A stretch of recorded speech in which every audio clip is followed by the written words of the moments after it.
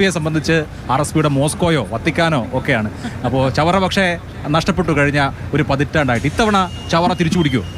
ചവറ തിരിച്ചു പിടിക്കും. പക്ഷേ ചവറയുടെ ഒരു സവിശേഷത, ഇത്തവണയും 3 മുന്നണികൾക്ക് 3 സ്ഥാനാർത്ഥികളാണ്. അത് 3 RSP പശ്ചാത്തലത്തിലുള്ളവരാണ്. അതാണ് RSPയുടെ കോട്ടയിൽ RSPയെ പിടിക്കണമെങ്കിൽ, UDFനെ പരാജയപ്പെടുത്തണമെങ്കിൽ ഒരു രാഷ്ട്രീയ പോരാട്ടം കൊണ്ട് സാധിക്കത്തില്ല എന്ന തിരിച്ചറിവാണ് LDFനെ മുൻകാലങ്ങളിൽ നയിച്ചത്. ഇപ്പോൾ BJPയുടെ സ്ഥാനാർത്ഥിയായിട്ട് വന്നതും RSPയുടെ ട്രേഡ് യൂണിയനിലുണ്ടായിരുന്ന, RSPയുടെ പഞ്ചായത്ത് മെമ്പറായിരുന്ന, അതിൽ നിന്ന് വന്ന ഒരു ഘട്ടം വന്നു കഴിഞ്ഞപ്പോൾ മാറിപ്പോയതാണ്. RSPയുടെ തട്ടകത്തിൽ RSPയെ നേരിട്ടുള്ള പൊളിറ്റിക്കൽ ഫൈറ്റിൽ പരാജയപ്പെടുത്താൻ സാധിക്കത്തില്ല എന്നുള്ളതാണ് വസ്തുത. ഞാൻ ഈ RSPയെ കുറിച്ചൊരു ചോദ്യം കൂടി ചോദിച്ചാൽ, നോക്കൂ, കഴിഞ്ഞ ഒരു പതിറ്റാണ്ടായിട്ട് ഒരൊറ്റ നിയമസഭാ അംഗം പോലും ഇല്ല RSPയുടെ ഒരു വലിയ ചരിത്രം, പ്രത്യേകിച്ച് ദക്ഷിണ കേരളവുമായി ഒരു വലിയ ചരിത്രം RSPക്കുണ്ട്. ഒരു MLA പോലും ഇല്ലാത്ത 10 വർഷം കടന്നുപോയിട്ട് ഇനി ഇതൊരു എക്സിസ്റ്റൻസിൻ്റെ പോരാട്ടമായി കാണുന്നില്ലേ? തീർച്ചയായിട്ടും ഞാൻ ഒരു ന്യായീകരണമില്ല. അതൊരു ഡാമേജ് തന്നെയായിരുന്നു. 10 വർഷമായിട്ട് പാർട്ടിയുടെ ശക്തിക്കനുസരിച്ചുള്ള പ്രാതിനിധ്യം ഇല്ലായിരുന്നു എന്നുള്ളത്. പക്ഷേ RSP 57 പൂജ്യമായിട്ടുണ്ട്. 65 പൂജ്യമായിരുന്നു. പക്ഷേ അന്ന് നിയമസഭ കൂടിയില്ല. അതിനുശേഷം ഏറ്റവും കൂടുതൽ വന്നിട്ടുള്ളത് 9 സീറ്റായിരുന്നു 77 വന്നത്. അല്ലെങ്കിൽ RSPക്ക് എന്നും 5 സീറ്റ് ശരാശരി എത്രയൊക്കെയാണ് നിയമസഭയിൽ.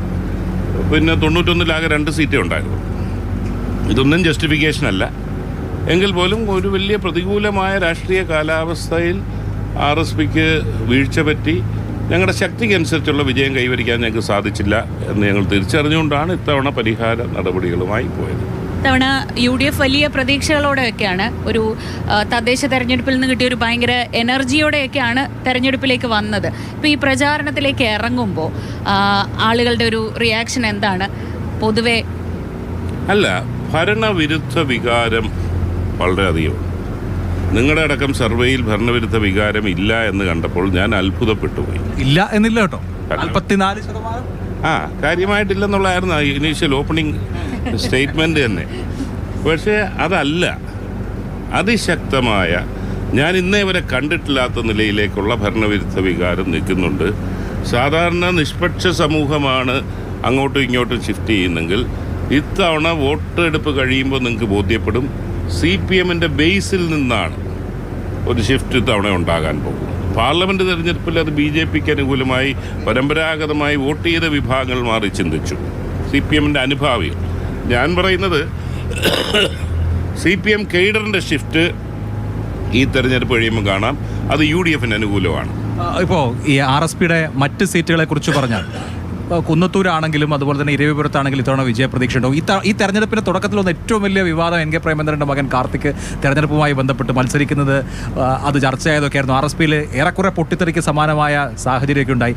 പ്രേമേന്ദ്രൻ്റെ മകൻ മത്സരിക്കേണ്ട എന്നൊരു വാശി ഷിബു ബേബി ജോണിനുണ്ടായിരുന്നു. അല്ല, ഞാൻ എൻ്റെ വ്യക്തിപരമായ ഒരു തീരുമാനം അതിനകത്തില്ല. അതിൽ പ്രേമേന്ദ്രന് ഒരു ഘട്ടത്തിൽ മകന് സീറ്റ് വേണമെന്ന് ആവശ്യപ്പെട്ടിട്ടില്ല.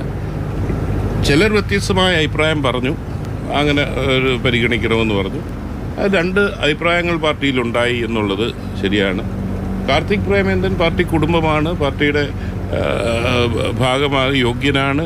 എങ്കിൽ പോലും പാർട്ടി പ്രവർത്തനത്തിൽ സജീവമില്ലാതിരിക്കുന്ന ഒരാളിനെ ഇപ്പോഴൊരു ഘട്ടത്തിൽ, പ്രേമേന്ദ്രനും ഞാനും രാഷ്ട്രീയത്തിൽ വന്ന് 30 വർഷത്തിന് ശേഷം മറ്റൊരാൾക്കൊരു അവസരം വരുന്ന ഒരു ഘട്ടത്തിൽ ആ ഒരു മെസ്സേജ് പാർട്ടിയിൽ നിന്ന് പോകുന്നത് തെറ്റാണെന്നുള്ള നിലപാടായിരുന്നു.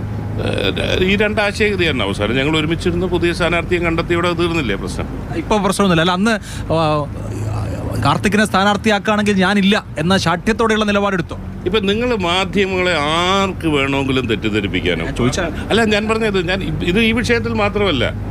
കഴിഞ്ഞ ദിവസം കെ സുധാകരൻ്റെ പാർട്ടിയുടെ പേര് മാത്രം പ്രഖ്യാപിച്ചില്ലെന്നേ ഉള്ളൂ, പാർട്ടി ഉണ്ടാകാൻ പോകുന്നു. ഞാൻ പറഞ്ഞ ഇതിൽ ഒരടിസ്ഥാനവും ഇല്ലാത്ത കാര്യം. ഞാൻ എൻ്റെ പാർട്ടിയിൽ നിന്ന് രാജിവെക്കുമെന്നാണ് പറയുന്നത്. അതെന്തൊരു പറച്ചില്ല. എന്നാൽ ഇതെല്ലാം വാർത്തകൾ വരുന്നു. ഈ വാർത്തകൾക്കൊന്നും അതിൻ്റെ പിന്നാലെ പോയി പ്രതികരിക്കാൻ എനിക്ക് സമയമില്ല. ഈ പാർട്ടിക്ക് അതിൻ്റെ ആവശ്യമില്ല എന്നുള്ളത് കൊണ്ട് പ്രതികരിച്ചില്ല. ഭൂരിപക്ഷം ഉണ്ടായിരുന്നു, ഞാൻ രാജിവെക്കുമെന്ന് പറഞ്ഞു. ഇതൊക്കെ അടിസ്ഥാനരഹിതമായ അങ്ങനെ ഒരു സംഭവമേ പാർട്ടിക്കകത്തുണ്ടായിട്ടില്ല. ആദ്യമായിട്ടാണ് ഞാനത് പരസ്യമായി. അതെ അതെ അല്ല, അത് ഇതുവരെ പ്രതികരിക്കേണ്ട ആവശ്യം തോന്നിയില്ല. 2 ദിവസം വാർത്ത വയ്ക്കും, പിന്നെ പോകും എന്നല്ലാതെ അതിൻ്റെ ഒരു ക്രെഡിബിലിറ്റി ഞാൻ കണ്ടില്ല. പൊതുവെ ഇത്തവണ UDF അനുകൂലമായിട്ടൊക്കെ തന്നെയായിരുന്നു മാധ്യമങ്ങളിലൊക്കെ തുടക്കത്തിലൊക്കെ വാർത്തകൾ വന്നത്. പിന്നെ പക്ഷേ പ്രശ്നങ്ങളും അല്ലെങ്കിൽ ചർച്ചകൾ നീണ്ടുപോവുകയൊക്കെ ചെയ്തപ്പോഴായിരുന്നു ഈ ഇത്തരം പ്രതികൂലമായ വാർത്തകളും ചർച്ചകളും ഒക്കെ വന്നത്. UDF-നുള്ളിൽ നിന്ന് തന്നെ അല്ലേ? അല്ലല്ല, ഞാൻ പറയട്ടെ, ഈ സമീപകാലത്ത് ചരിത്രത്തിൽ ആദ്യമായിട്ടാണ് ബൈ ഇലക്ഷനുകൾ വന്ന് ബാക്കിയെല്ലാം വന്നപ്പോൾ UDF ആദ്യം കാൻഡിഡേറ്റ്സിനെ ഡിക്ലെയർ ചെയ്ത്. അല്ലെങ്കിൽ ഞാൻ കഴിഞ്ഞ 30 വർഷമായിട്ട് UDF-ന്റെ ഭാഗമായിട്ടുള്ള ആളാണ്. എക്കാലവും ഇങ്ങനെ തന്നെയാണ് UDF-ന്റെ സ്ഥാനാർത്ഥി തന്നെ.